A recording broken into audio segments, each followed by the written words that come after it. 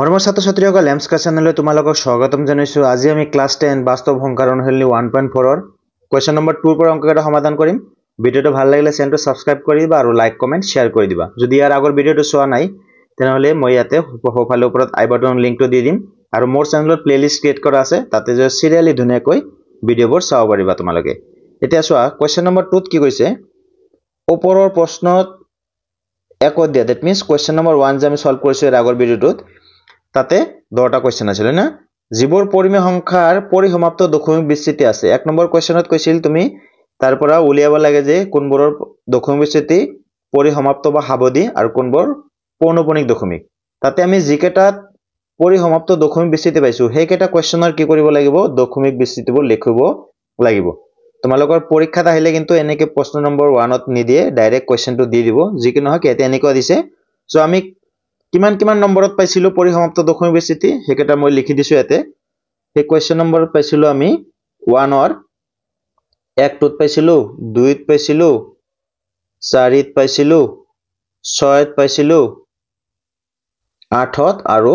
9 ত পাইছিলো। এতিয়া কি কৰিব লাগিব, এতিয়া এই কেটা কোৱেশ্চনৰ আমি কি কৰিম, দশমিক বিস্তৃতিবোৰ লিখিব লাগিব। দ্যাট মিন্স দশমিকত প্ৰকাশ কৰিলে কিমান ওলাব হেতু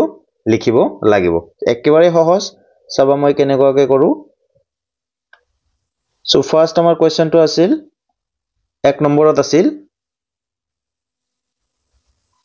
13/3125। so আমাৰ অলৰেডি 3125ক আমি কি কৰিছো, উৎপাদক বিশ্লেষণ কৰি কিমান হয় অলৰেডি 1 নম্বৰ কোৱেশ্চন লিখিছো। তথাপি মই তোমাক এটো দেখুৱাই দি আছো তোমালোকক, নেক্সট কেটাত কিন্তু ডাইৰেক্ট কৰি দিম, ঠিক আছে। কাৰণ অলৰেডি কোৱেশ্চন নম্বৰ 1 ত একেটাৰ কি কৰিছো, হৰত যেটো সংখ্যা থাকে সেই সংখ্যা কেটাৰ আমি উৎপাদক অলৰেডি ওলাইছো। এটোত মই দেখাই দি আছো কেনে কৰিব লাগিব তোমালোকৰ।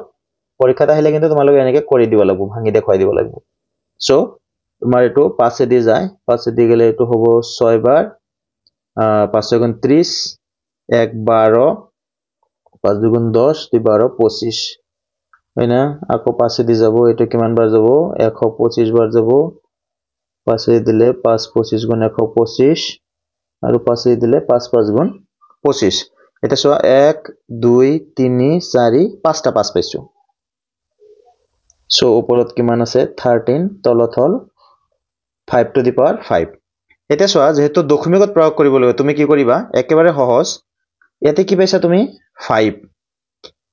যদি ইয়াতে 5 পোৱা তেনেহলে কি কৰিবা, তুমি 2 দি পূৰণ কৰিবা, ইয়াতেও কৰিবা, ইয়াতেও কৰিবা। যদি ইয়াতে যদি 2 থাকে তেনেহলে ইয়াতে 5 এ দি পূৰণ কৰিবা। পূৰণ কৰাৰ পিছত তুমি কি কৰিবা, 5 ৰ পাৱাৰ কিমান আছে, 5 ৰ পাৱাৰ আছে 5, তেনেহলে 2 ৰ পাৱাৰো 5 দিব লাগিব। ঠিক ইয়াতেও 5 দিব লাগিব, বুজি পালা। তাৰ মানে ইয়াতে যি দি পূৰণ কৰিছা ওপৰতো সেম দি পূৰণ কৰিব লাগিব। নেক্সট চাবা, এটো 13 এ থাকক, 2 5 বাৰ পূৰণ কৰিলে কিমান হয় 32 লিখিলো। এটো কিমান হ'ব চোৱা, আমি এটা ফৰ্মুলা পাইছো যে 8 to the power m পূৰণ b to the power m। ভূমিটো বেলেগ বেলেগ, পাৱাৰটো সেম, তেনেহলে কি হয় a b to the power m। That means ভিতৰত দুটা পূৰণ হয়। চোৱাচোন এটো সেম হয় না নাই, 5 আৰু 2 টো বেলেগ কিন্তু ওপৰৰ পাৱাৰ দুটা সেম, তেনেহলে 5 2 গুণ 10, 10 to the power কি হ'ব 5 হ'ব। বুজি পালা এখিনি। আমাৰ মূল উদ্দেশ্যটো কি, 5 আছিল 2 দি কিয় পূৰণ কৰিলো, 10 বানাম আমি, কাৰণ 10 দি হৰণ কৰোতে বা মাল্টিপল অফ 10 এৰে হৰণ কৰোতে একেবাৰে ইজি। সো নেক্সট আমি কি লিখিম, 32 13 দি যদি পূৰণ কৰি দিয়া কিমান হ'ব, 3 2 গুণ 6, 3 3 গুণ 9 আৰু this is 32, this is 9 2 11 হাতে থাকিল 1, 3 আৰু 1 কিমান 4, this is 416। so this is 416 divided by 10 to the power 5। 10 to the 5 মানে কি, একৰ পিছত 5টা শূন্য। সো ইয়াক যদি এটো দি হৰণ কৰা কিমান হ'ব, দশমিক যত আছে তাৰ পৰা 5 ঘৰ বাও ফালে যাব হৰণ কৰিলে। দশমিক কত নাই মানে কি আছে, দশমিক কত নাই মানে মনে মনে ইয়াতে আছে দশমিক, বুজি পালা। সো এতিয়া দশমিক 5 ঘৰ এইফালে যাব, 1 2 3 4 5 হয় না। দ্যাট মিন্স 416 5টা অংক এইফালে যাব, 1 2 3 4 5। যেহেতু ফার্স্টত দশমিক আছে সো আগত এটা শূন্য বহাব লাগে। So this is our answer, বুজি পালা। এটা বাকি কটাও আমি হেনেই কৰিম। এটা কোৱেশ্চন নম্বৰ 2 ত আছিল কিমান চাই লম আমি, 2 নম্বৰত আছিল 17/8 এতিয়া 8ক যদি ভাঙি দিয়া কিমান হ'ব 2 কিউব বুজি পালা সো এতিয়া অলপত কি হৈছিল যদি 2 থাকে তেনেহলে কিমানে দি পূৰণ কৰিবা this is 17 2 কিউব আছে 5 দি পূৰণ কৰিব লাগিব কিমান 5ৰ ঘাতটো পাৱাৰটো সেম দিব লাগিব that means 5 কিউব ইয়াতে কি হ'ব 5 কিউব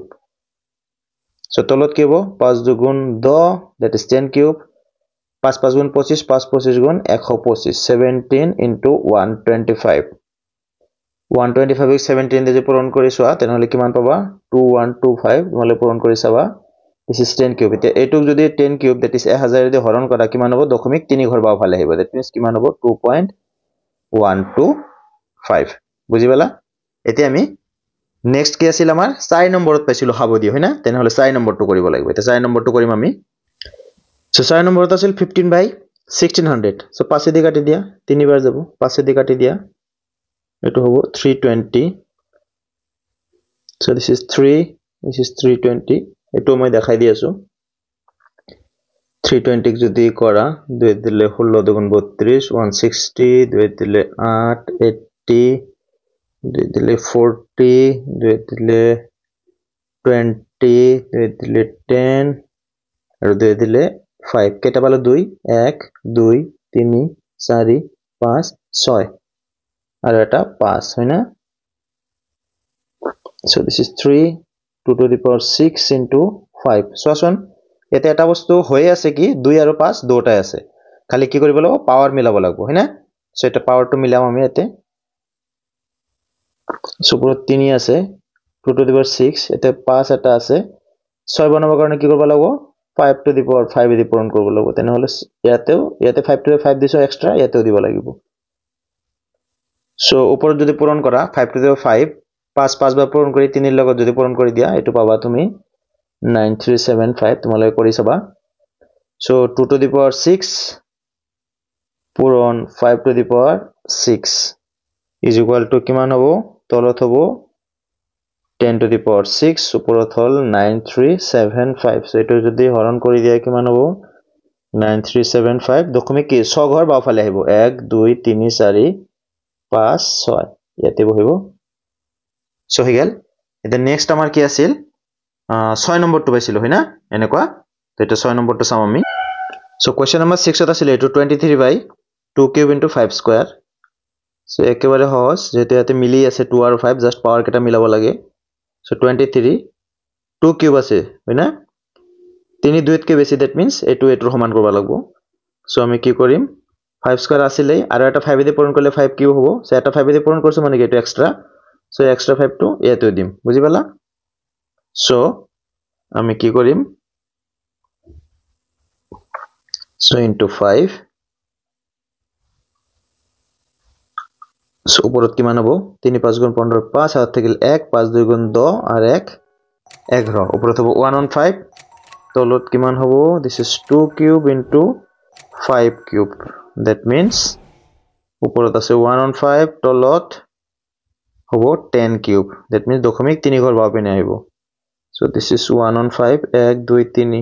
দশমিক ইয়াতে হ'ব 0.115 এটো হল 6 নম্বৰ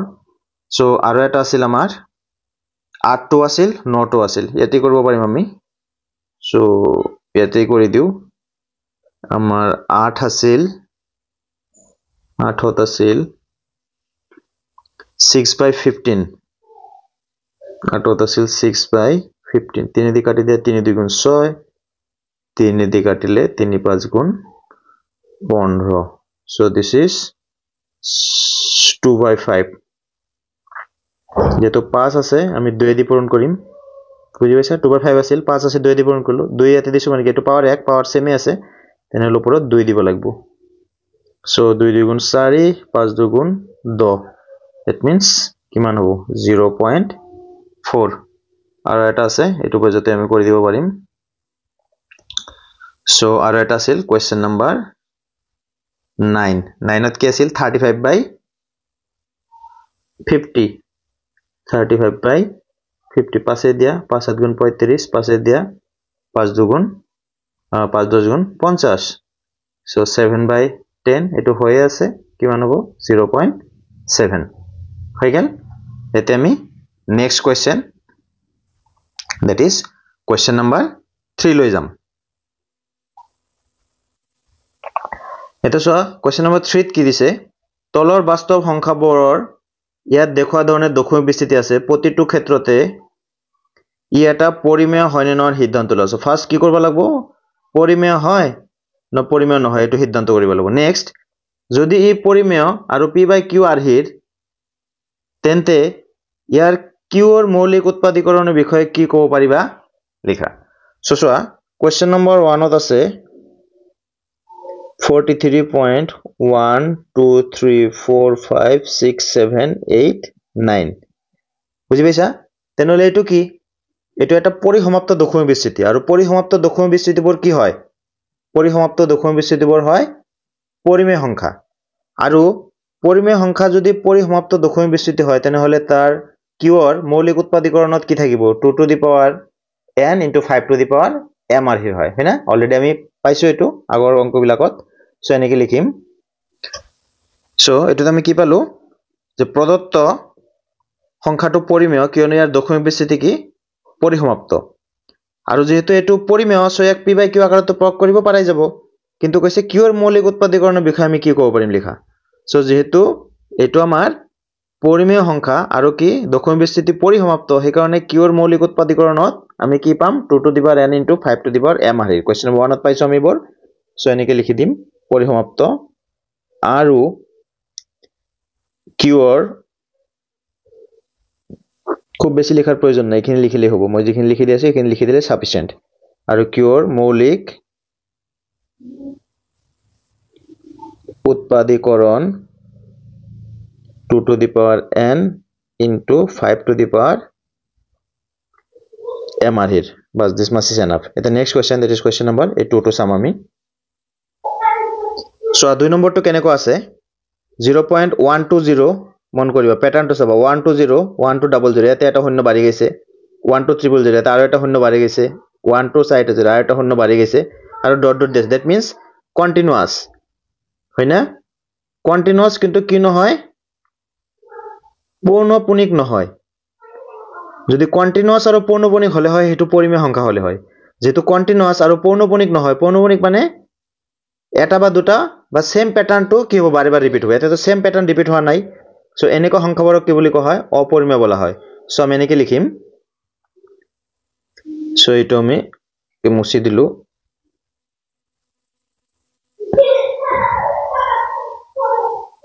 সো এনেকে লিখিম প্ৰদত্ত সংখ্যাটো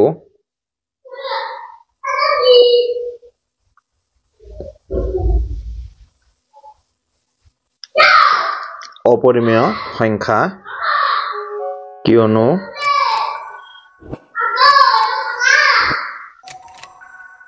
এইটো এটা অপৰিসমাপ্ত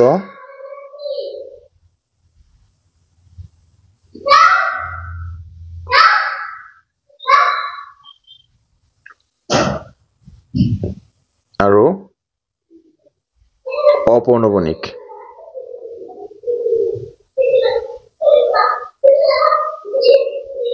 এটা অপৰিমেয় সংখ্যা কিয়নো এটো এটা অপৰিসমাপ্ত আৰু অপৌনঃপুনিক দশমিক বিস্তৃতি বাস this much is enough এখিনি লিখি দিলে হল যেহেতু এটো পৰিমেয় নহয় সো সেই কাৰণে এটো কিউৰ আহাই নাই কোৱেশ্চন এটো সো এতিয়া আমি 3 নম্বৰটো চাম আমি 3 নম্বৰটো কেছে চাও আহা সো সোয়া 3 নম্বৰত কি আছে 43.123456789 এখিনিৰ ওপৰত বাৰ আছে আমি কি জানো যিবিলাক সংখ্যাৰ ওপৰত বাৰ থাকে সেইখিনি কিয় বাৰ বাৰ ৰিপিট হয় আৰু সেই সংখ্যাবোৰ কি হয় পৰিমেয় হয় সো এনেকে লিখিম আমি প্ৰদত্ত সংখ্যাটো পৰিমেয় কিয়নো এইটো এটা নিৰবধি বা অপৰিসমাপ্ত নিৰবধি